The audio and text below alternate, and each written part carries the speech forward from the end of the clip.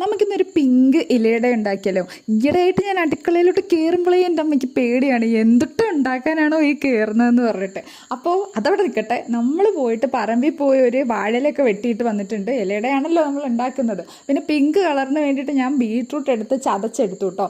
അതെന്നിട്ട് നമ്മൾ ചൂടുവെള്ളത്തിനകത്ത് കലക്കി ഒരു വെള്ളമാക്കി വെച്ചിട്ടുണ്ട്. പിന്നെ നമ്മൾ അരിപ്പൊടി വെച്ചിട്ടാണ് ഇവിടെ ഉണ്ടാക്കുന്നത്. നമുക്ക് ഗോതമ്പ് പൊടി വെച്ചും അരിപ്പൊടി വെച്ചിട്ടും ഉണ്ടാക്കാം. അപ്പോൾ അരിപ്പൊടിയാണ് നമ്മൾ എടുത്തിട്ടുള്ളത്. അരിപ്പൊടിയിലേക്ക് നമ്മൾ കുറച്ച് ഉപ്പിട്ട് കൊടുത്തു. പിന്നെ ഈ വെള്ളം വെച്ചിട്ട് നന്നായിട്ട് ഇങ്ങനെ മിക്സ് ചെയ്തെടുക്കണം കേട്ടോ.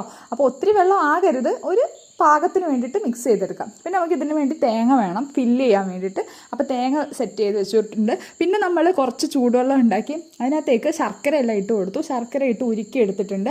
അതിനകത്തേക്ക് നമ്മുടെ ഈ തേങ്ങ ഉണ്ടല്ലോ അതുകൂടി ഇട്ട് കൊടുത്ത് നന്നായിട്ട് മിക്സ് ചെയ്തെടുത്തു. അപ്പോൾ ഇത്രയാണ് നമ്മുടെ അകത്തെ ഫില്ലിങ്ങിന് വേണ്ടിയിട്ടുള്ളത്. അതിനുശേഷം നമ്മൾ ഓരോ ഇല എടുത്തു, അതായത് ഇല വാട്ടിയാണ് എടുക്കുന്നത് കേട്ടോ. ഇല വാട്ടി എടുത്തതിന് ശേഷം നമ്മൾ ഈ ഓരോ ഉരുളയാക്കിയിട്ട് നന്നായിട്ട് പരത്തണം. നന്നായിട്ട് പരത്തുക എന്ന് വെച്ചാൽ നല്ല ഇങ്ങനെ ചെറുതായിട്ട് പരത്തിയെടുക്കുക.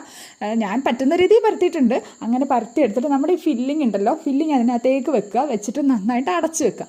അങ്ങനെ 1-2 എണ്ണത്തിനാണ് ഞാൻ ഉണ്ടാക്കിയത്. പക്ഷേ പറഞ്ഞു വന്നപ്പോൾ ഒരു 5-6 എണ്ണം ഉണ്ടായിരുന്നു. അങ്ങനെ നമ്മൾ എല്ലാം സെറ്റ് ചെയ്തു. എന്നിട്ട് നേരെ നമ്മൾ ഇഡ്ഡലി കുട്ടകത്തിനകത്തേക്ക് പുഴുങ്ങാൻ വെച്ചു.